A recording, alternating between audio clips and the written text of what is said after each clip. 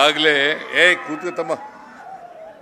ಈಗಾಗಲೇ ಅನೇಕ ಜನ ಮುಖಂಡರುಗಳು ಮಾತನಾಡಿದ್ದಾರೆ. ಸ್ವಾಮೀಜಿಗಳು ಕೂಡ ಮಾತಾಡಬೇಕಾಗಿತ್ತು, ಎಲ್ಲ ಪೂಜ್ಯರು ಕೂಡ ಮಾತಾಡಬೇಕಾಗಿತ್ತು, ನಿರಂಜನಾನಂದಪುರಿ ಸ್ವಾಮೀಜಿಯವರು ಕೂಡ ಮಾತಾಡಬೇಕಾಗಿತ್ತು.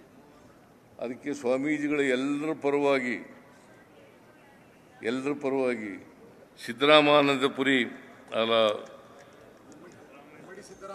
ಇಮ್ಮಡಿ ಸಿದ್ದರಾಮಾನಂದಪುರಿ ಸ್ವಾಮೀಜಿಯವರು ಮಾತನಾಡಿದ್ದಾರೆ. ಸೊ ಹಾಗಾಗಿ ಸಮಯದ ಕೊರತೆ ಇರೋದ್ರಿಂದ ಬೇರೆ ಸ್ವಾಮೀಜಿಗಳು ಮಾತಾಡಲಿಕ್ಕೆ ಅವಕಾಶ ಸಿಕ್ಕಲಿಲ್ಲ. ಎಲ್ಲ ಸ್ವಾಮೀಜಿಗಳು ಕೂಡ ತಪ್ಪು ತಿಳ್ಕೋಬಾರ್ದು ಅಂತೇಳಿ ಅವರಲ್ಲಿ ಮನವಿಯನ್ನು ಮಾಡಲಿಕ್ಕೆ ಬಯಸ್ತಾ ಇದ್ದೇನೆ. ನಾನೇ ಅವರಲ್ಲಿ ಮನವಿಯನ್ನು ಮಾಡಿದೆ. ನಿಮ್ಮಲ್ಲಿ ಯಾರು ಒಬ್ಬರು ಮಾತಾಡಿ ಅಂತ ಹೇಳೋದ್ರಿಂದ ಧರ್ಮಗುರುಗಳಲ್ಲಿ ಒಬ್ಬರು ಮಾತಾಡಿದ್ದಾರೆ. ನಾನು ಕೂಡ ಹೆಚ್ಚು ಮಾತನಾಡಲಿಕ್ಕೆ ಹೋಗಲ್ಲ.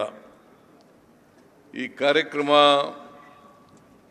ಇನ್ನೂ ಚೆನ್ನಾಗಿ ಮಾಡಲಿಕ್ಕೆ ಸಾಧ್ಯ ಇತ್ತು.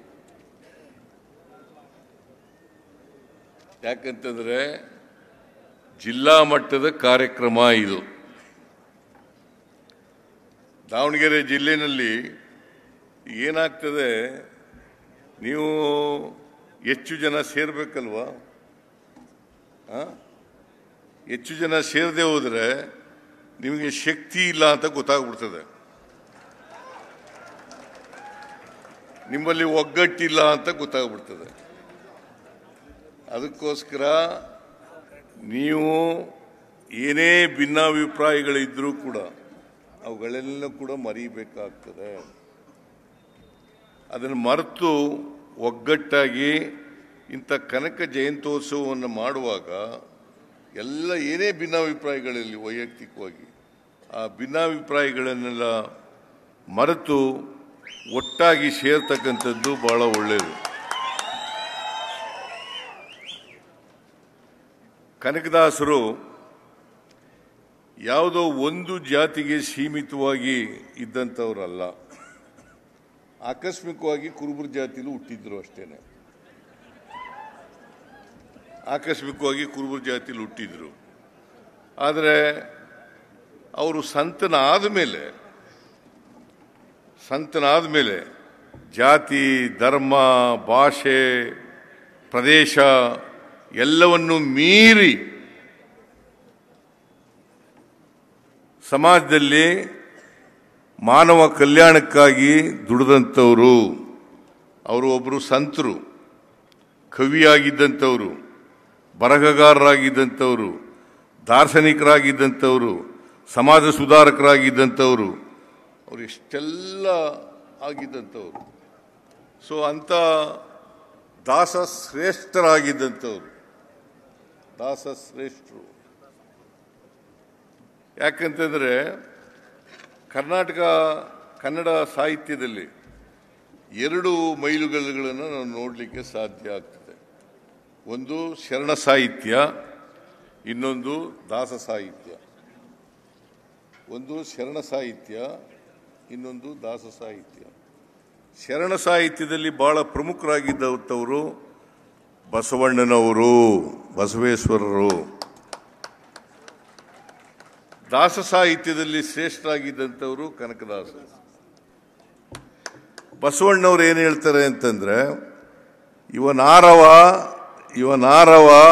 ಇವನಾರವ ಇಂದೆನಿಸದಿರಯ್ಯ, ಇವ ನಮ್ಮವ ಎಂದೆನಿಸಯ್ಯ, ನಿನ್ನ ಮನೆಯ ಮಗನೆಂದೆನಿಸಯ್ಯ, ಕೂಡಲ ಸಂಗಮ ದೇವ ಅಂತ ಹೇಳ್ತಾರೆ. ಇಡೀ ಮನುಕುಲಕ್ಕೆ ಹೇಳಿದಂಥ ವಿಚಾರ ಇದು. ಇಡೀ ಮನುಕುಲಕ್ಕೆ. ಮನುಕುಲ ಅಂತಂದ್ರೆ ಎಲ್ಲ ಜಾತಿ, ಧರ್ಮ, ಭಾಷೆ, ಸಂಸ್ಕೃತಿ, ಸಂಪ್ರದಾಯ ಎಲ್ಲ ಒಳಗೊಂಡಿರ್ತಕ್ಕಂಥ ಜನ. ಈ ಜಾತಿ ಆ ಜಾತಿ ಅಂತಿಲ್ಲ, ಈ ಧರ್ಮ ಆ ಧರ್ಮ ಅಂತಿಲ್ಲ. ಎಲ್ಲ ಧರ್ಮ ಎಲ್ಲ ಜಾತಿ ಒಳಗೊಂಡಿರ್ತಕ್ಕಂಥದ್ದೇ ಮನುಷ್ಯ ಜಾತಿ. ಅವರೆಲ್ಲರೂ ಕೂಡ ಮಾನವನ ವಿಕಾಸಕ್ಕೆ ಮಾನವ ಸಮಾಜ ನಿರ್ಮಾಣಕ್ಕೆ ಪ್ರಯತ್ನವನ್ನು ಮಾಡಿದ್ರು. ಯಾಕಂತಂದರೆ ನಮ್ಮ ಸಮಾಜದಲ್ಲಿ ಹೇಳಿ ಕೇಳಿ ತಾರತಮ್ಯ ಇದೆ, ಜಾತಿ ತಾರತಮ್ಯ ಇದೆ, ಧರ್ಮದ ತಾರತಮ್ಯ ಇದೆ, ಭಾಷೆ ತಾರತಮ್ಯ ಇದೆ, ಸಂಸ್ಕೃತಿ ತಾರತಮ್ಯ ಇದೆ. ಈ ತಾರತಮ್ಯ ಹೋಗಿ ಒಂದು ಸಮಾಜ ಮನುಷ್ಯರ ಸಮಾಜ ಆಗಬೇಕು ಅಂತೇಳಿ ಬುದ್ಧ ಇರ್ಬೋದು, ಬಸವಣ್ಣ ಇರ್ಬೋದು, ಕನಕದಾಸ್ ಇರ್ಬೋದು, ನಾರಾಯಣ ಗುರು ಇರ್ಬೋದು, ಮೊಹಮ್ಮದ್ ಪೈಗಂಬರ್ ಇರ್ಬೋದು, ಯೇಸು ಕ್ರಿಸ್ತ ಇರ್ಬೋದು, ಇವರೆಲ್ಲರೂ ಕೂಡ ಅಂಬೇಡ್ಕರ್ ಅವರು ಇರ್ಬೋದು,